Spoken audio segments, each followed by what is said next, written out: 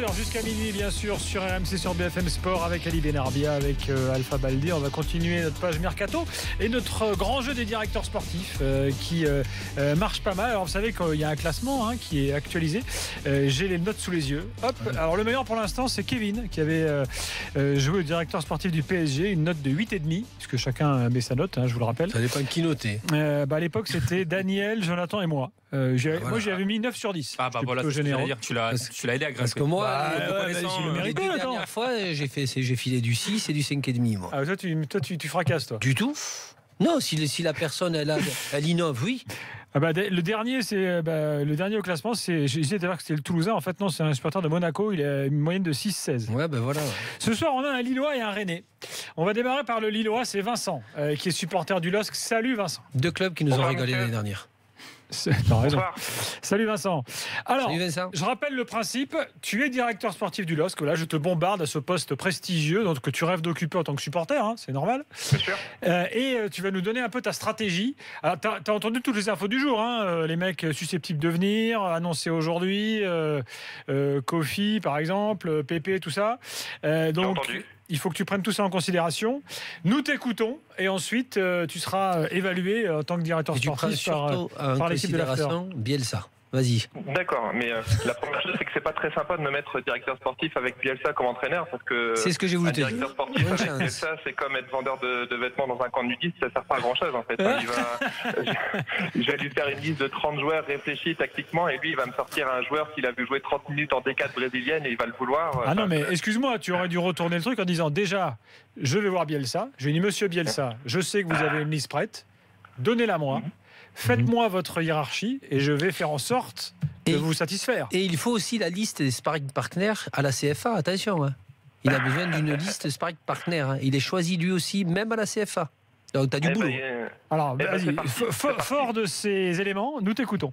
Alors, au niveau des départs, je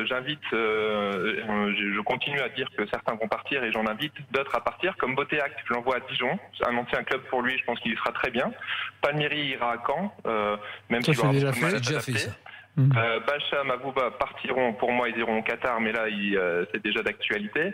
Je vais avoir un gros problème avec Marvin Martin, parce que Marvin Martin il va falloir que qu'il aille voir ailleurs, mais qui voudra acheter Marvin Martin et qui voudra payer une partie de son salaire à part la Mapat de Liévin. J'aurai un gros souci avec Marvin Martin que je voudrais absolument me séparer. Sun Tzu repartira en Russie. Baptiste Guillaume sera prêté à Strasbourg. Je le vends pas parce que je suis sûr qu'il peut avoir du potentiel et qu'il peut prendre de la valeur s'il est prêté une saison. Moi, je serais très content qu'il reste à Strasbourg. T'as perdu Boutaïb, toi, alors ça y est. Arrête. Je l'envoie, tout ça pour le fric. Et Slity, je l'envoie à Rennes. Qui ça, pardon Slity, je l'envoie à Rennes pour 3 millions d'euros. Slity, l'ancien du Red Star. Tu le gardes pas Non, je garde pas Slity et je sais que je vais me friter avec Ali. J'espère que ça n'aura pas d'influence sur ma note, mais je garde pas Benzia. Benzia, pour moi, il a absolument pas l'esprit. T'as une sacrée liste de gars dont tu te sépares là quand même. C'est long. De toute façon, d'après tu t'appellerais pas Vincent Labrune par hasard. Non, mais ce que veut mon entraîneur, c'est un groupe de 18 joueurs fixes avec un groupe de Pro 2 où il y aura beaucoup de jeunes. Donc, je compenserai ces départs avec l'arrivée de jeunes qui pourront dépanner à l'occasion. Très bien. Ok, donc là tu nous as fait la liste des départs, qui est longue. Arrivé. Voilà, c'est ça. Alors, au niveau des arrivées, mon gros problème, ça va être le poste de gardien de but. Parce que là, en ce moment, j'en ai 3. J'ai Enyama, j'ai Maignan et j'ai Kofi qui vient d'arriver d'Abidjan, il me semble, et que je ne connais absolument pas. Du Burkina. Donc, Burkina. Enfin, il est burkinabé. Il jouait à Abidjan. Championnat ivoirien. Et du coup, je pense que Maignan, il n'est pas prêt à une place de titulaire. Donc Maignan, je le prête à Auxerre parce qu'il va se faire entraîner par Jérémy Janot et ça va pouvoir l'acquérir cette saison.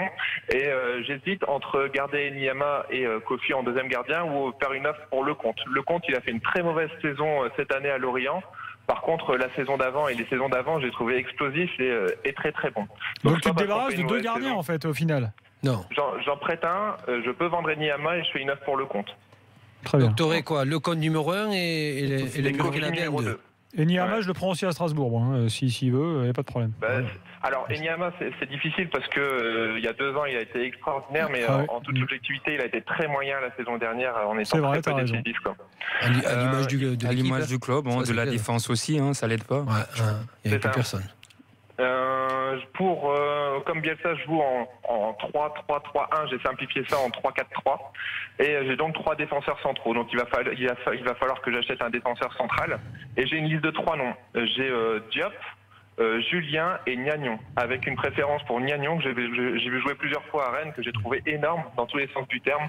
Donc je fais une offre de 10 millions d'euros pour Gnagnon pour commencer.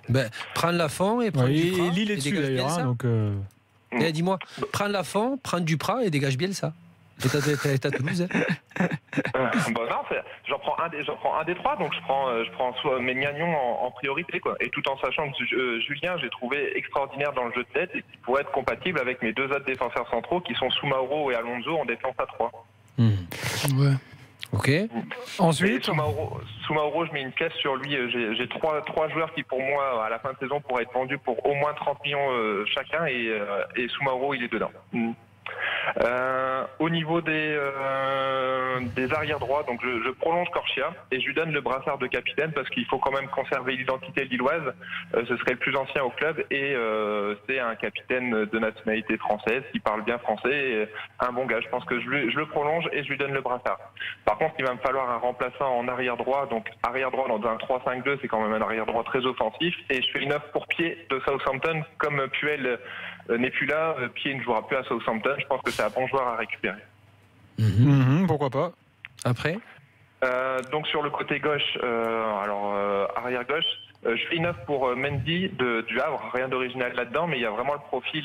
Lui, tout le monde le veut, donc je continue et j'intensifie mon offre. Tout en sachant que derrière, moi j'en ai 3. À Lille, j'ai Koné, un Malien que j'ai trouvé très intéressant et qui peut aussi dépanner dans ma défense à 3. J'ai Balo-Touré là qui vient du PSG, le jeune qui pourrait être joué, connaissant mon entraîneur Bielsa qui donne la priorité aux jeunes, et Mendil, un Marocain qui est très bon, mais lui je préférais le prêter aussi à Auxerre dans un club qui joue la montée pour qu'il puisse s'aguerrir et revenir. Latéral marocain là, pas mal. C'est ça. Ouais, il est très bon. Très bon. Donc, mais il est très bon, mais il a joué, je dirais, 60 minutes cette année, donc il faut vraiment qu'il accumule les matchs pour pouvoir avoir sa chance. On enchaîne. Au milieu de terrain, donc j'aurai 4 milieux relayeurs. Alors j'ai bien sûr Amadou, Xeka et Bissouma qui sont déjà présents. Bissouma, je mets aussi une pièce sur lui pour le revendre à 35 millions à la fin de saison parce qu'il a un potentiel énorme. S'il arrive à se canaliser et à se concentrer sur son travail défensif, là il peut vraiment exploser. J'ai vraiment confiance en lui et je fais une offre pour Coviello. J'essaye d'arracher Coviello à Nice parce qu'il n'a pas joué tant que ça cette saison. Et puis avoir un footballeur intelligent comme ça, c'est toujours un plaisir. Pas mal. C'est une petite perle. Au niveau d'attaque, donc j'ai tenu compte, Gilbert, comme tu m'as dit, de l'arrivée d'Araujo, le Brésilien. J'ai regardé certaines vidéos sur lui. C'est vraiment un ailier gaucher. C'est quel style qui peut jouer, côté attaquant côté je le mets dans mes 2 attaquants, dans mes 3 attaquants, si je joue en 3-4-3. Faut te méfier des vidéos des joueurs brésiliens. Pardon ? Faut te méfier des vidéos des joueurs brésiliens sur YouTube. Les montages sont faits à leur gloire. Des fois, il ressemble à Ronaldinho, attention. C'est ce que j'avais dit au départ à Max, c'est-à-dire que je ne vais pas parler des joueurs brésiliens que je ne connais pas. Maintenant, comme il a signé, même le LOSC a diffusé pas mal de vidéos sur lui, c'est comme tous les Brésiliens, on va dire wait and see et on verra son évolution, quoi. Mais en tout cas, il a l'air d'avoir du potentiel et s'ils l'ont choisi, c'est qu'il doit avoir une raison. Je le fais jouer et donc avec Pépé. Et je tente aussi une offre pour Kapuska, le Polonais. J'ai suivi la Pologne de très très près, étant d'origine polonaise, à l'Euro. Et c'est un petit jeune de 19 ans qui a signé à Leicester, qui a quasiment pas joué cette saison, mais je suis convaincu de son potentiel énorme. Donc je fais une offre à Leicester aux alentours de 12 millions pour le récupérer. Bon, c'est fini ? Non, j'ai mon attaquant de pointe. Il a bossé, vas-y. Mon attaquant de pointe, je fais une offre aussi pour Mounier de Montpellier. Alors, il est parti là, il est à Huddersfield. C'est pas encore sûr, rien n'est signé. Donc tu crois encore, quoi. Okay. Donc tu restes sur le dossier. 200 millions pour de budget, c'est bon. Pourquoi pas, si, je sais pas. Non, c'est pas 200 millions. J'ai dépensé à peine. Non, il parlait du budget de Huddersfield. Donc Mounier, pourquoi pas. Et puis autre chose, ou c'était ton dernier mot? Après, je peux tenter une dernière offre pour Diakabi de Rennes et ça me ferait 6 joueurs offensifs pour 3 postes. Bon, ça fait du monde tout ça. Là, tu nous as fait. Mais il y a eu des départs aussi. Alors, il a bien équilibré. Ouais. Ali, qu'est-ce que tu penses de la gestion du mercato de Vincent ? Très bien, très bien. C'est la première fois que j'ai en face de moi quelqu'un qui connaît son sujet. qui n'a pas eu peur de Bielsa, j'ai vu. Il a dit non, c'est pas un problème, Bielsa, je vais lui parler, c'est moi le directeur sportif, je prends les choses en main.